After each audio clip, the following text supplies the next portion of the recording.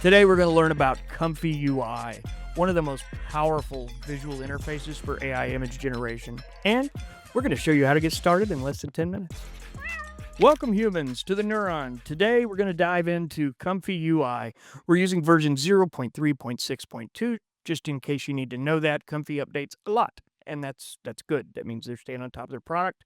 So whether you've never touched ComfyUI or an open source image generator before, by the end of this, you'll know exactly how to set it up, how to use it, and generate your first image in just a few minutes, plus download time, which can take a little bit. But all in all, super easy. The first question is, what is ComfyUI? So ComfyUI is a node-based interface for running Stable Diffusion and other AI models like Black Forest Labs, which is a very popular one. They have a model called Flux.1 Context that's a really good image editor. So you can do everything from generate images, generate videos, edit images, all sorts of stuff. Instead of typing a long prompt into one box, you can connect little boxes called nodes that handle different parts of the workflow, like loading a model, writing a prompt, or saving the final image. Yeah, if you've ever used a tool like N8N or Node-RED, this will feel very familiar. Think of it as drag and drop AI creation. It looks intimidating at first, but trust me, it's not as bad as it looks. Yeah, if we can do it, you can do it. That's right. So on the screen here, you can see the ComfyUI website, and you can actually grab this tool online.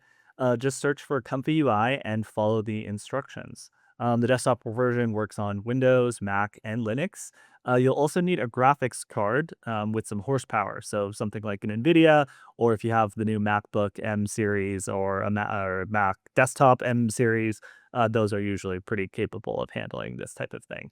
Once you've installed and launch it, you land on the ComfyUI canvas. So Corey, do you want to show that? Yep, I sure do. All right, for today's demo, just so you know, I'm running an NVIDIA GeForce 4060 on a laptop. So an average graphics card. If you go buy the average affordable gaming laptop, this is what you're going to get. And I thought it was important we run that for the demo. So what you see here, though, this is your canvas. On the left, you'll see you've got your node list, you've got some other things like that, and each node is going to does one job, and there are a ton of options through here. Don't be intimidated though, because you don't need this to get started. It's a thing you kind of learn as you go if you're not familiar, and it's totally doable.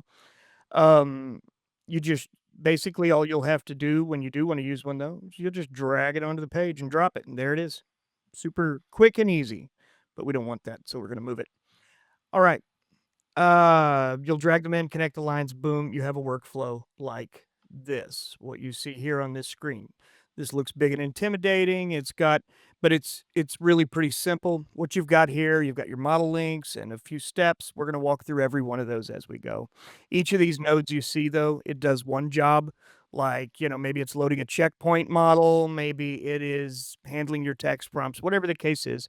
You drag them in, connect the plumbing there, and boom, you have a workflow. So don't worry, you don't have to build everything from scratch.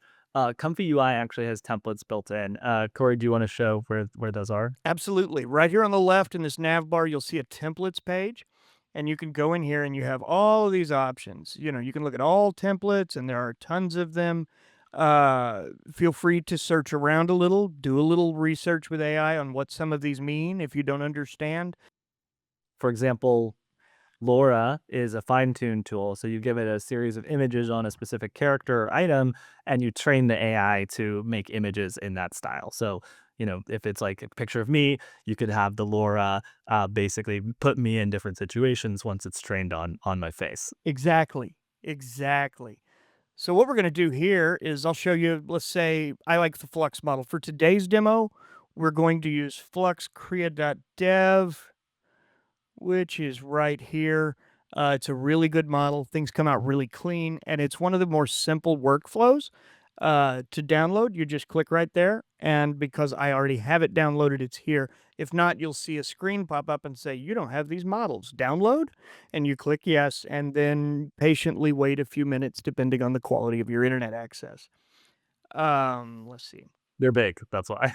They're big. The first thing we're going to do here is just create a simple image. If you look here, you'll see I've got a prompt in here ready to go. Surreal, hyper realistic scene, colossal floating cube hovering silently above a small suburban neighborhood. So, and it's got some more details like that. Like you can get pretty in depth with this and give it lots of like camera instructions. You can give it a variety of things.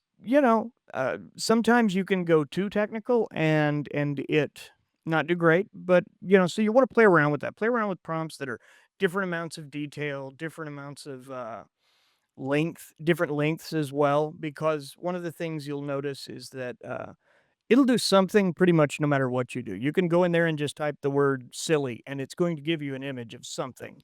And sometimes I do that. Sometimes that's half the fun. Is just throwing in a word and seeing what happens. But what we're going to do, all you have to do from right here, because the setup's already ready, is go down and hit run right here. And then you're going to watch these start lighting up in green. And what that is it starts here at the prompt. It's coming over here where it's loading some of your models. Over here, you can also, with this, have a negative prompt typed in because you can add another prompt node and have a negative prompt, but we won't talk about that too much today. But basically, it sends this over here to the clip loader, and it's sending it down and around and up through the models, which is pretty simple. That's all going to be set up for you automatically. Right here, you'll see image size. This is where you go in and say, I want it to be 1024 by 1024, which is actually kind of big. And batch size, which is the number of images you want it to create. From there, it's going to run right over here into your sampler, which is where all the magic happens. This bar here is your progress meter. It's going to let you know how it's going, how it's coming. And essentially all this information will come through and it'll be wired into your positive prompt or your negative prompt, your latent space, and over here it'll come out. But let's walk you through these real quick. We're going to start with seed. Seed is pretty simple. Think of this as like your randomizer. The same seed, if you set this to fixed, it's going to create the same image every time with changes. If you set it to randomize, you're going to get wildly different images every time. Your steps, that's how many times it refines the image before it gives it to you. More steps means more detail, but it also means less speed, so it slows it down a lot. Next up, I want to show you your CFG scale. This is how strictly the model's going to follow your prompt. Lower means it's going to be more creative, but if it's higher, it's going to be more literal in how it takes your words. Next down, you have your sampler name and scheduler. Those I don't mess with much. There are a bunch of options there, and you can change them however you want and play around with them. I highly recommend, though, doing a little research before you play around with them and finding out like what works good with this model. And in some of these, you will notice there are these notes over here. A lot of models you download are going to have these notes, and they'll tell you things like this is designed to work with Euler on simple, or it'll tell you this is designed to work with. Then there are a bunch of options, all these different samplers you can run, but not all of them are good for everything. So, you want to be careful with them because some will give you really bad results, some won't run. But what you should know is that right now, here we are. Oh, wow, that's awesome. Yeah, another step in here is after it's going through these, it's going to come out through this latent space node and run into decode, which is the very last step before your image is created. And there we are. There's the result. Not bad for about less than a minute, right? All Just told. over a minute. Just over a minute. But yeah, I mean it's super crisp. Watch, you can zoom in quite a ways before you start losing quality. And this is 1024 pixels by 1024, so this is set to square, but if you adjust those, it'll do it in other ways for you. So once you're comfortable, you can expand ComfyUI with custom nodes made by the community. These can do everything from advanced upscaling. So if you want to take that image and make it like 4K resolution or whatever, and text to video, you can make video models here, all sorts of stuff. And people share full workflows for these online. So, like photorealistic portraits, anime styles, multi step pipelines, you can import these as simple JSON files. Don't worry, you don't have to know how to read it. And all you have to do is import it right here into ComfyUI, and it will spit out a full node-based setup just like this, ready to go for you to enter a prompt, make a few tweaks. It may tell you to download some models, but it's really easy, and there are tons and tons and tons of these in the ComfyUI community. You can find them in other places on the internet as well, and they're a lot of fun. Yeah, it really looks like it's like this really kind of complicated structured file type. You just copy and paste that, paste it in here, it automatically turns it into these nodes. It's pretty great. But I mean, there's a ton of stuff in here. There are audio. You can use an API connection if you want, including 3D image upscaling. You can download upscalers. ControlNet, I don't know enough about to speak on yet. But there's a lot of editors in here too, like some of these just for the sake of showing you. What workflows do I have in here? CreaDev, QuinImage, QuinImage Edit. So like when you load QuinImage Edit, what you do is it's got a node here that where you upload your image you want it to edit, and it'll make changes. So like the other thing you'll see here is this is your positive prompt. This down here is your negative prompt. So like you would type extra fingers, blurry eyes, text, you know, and you don't put no before it, because if you put no before it, it thinks it's a double negative. So you just type the words you don't want in there, because what that does is pipes to right here to your negative prompt. So it knows, don't do these things, do these things from positive and negative. I I'll love create this show though. I've notes. had a lot of fun playing with this tool, and it scared me to death the first time I opened it and saw something like this. The spaghetti mess, Yeah, yeah. yeah, it looks like a spaghetti mess, but, like, see, here's the thing, you'll see, remember me saying some of these have notes?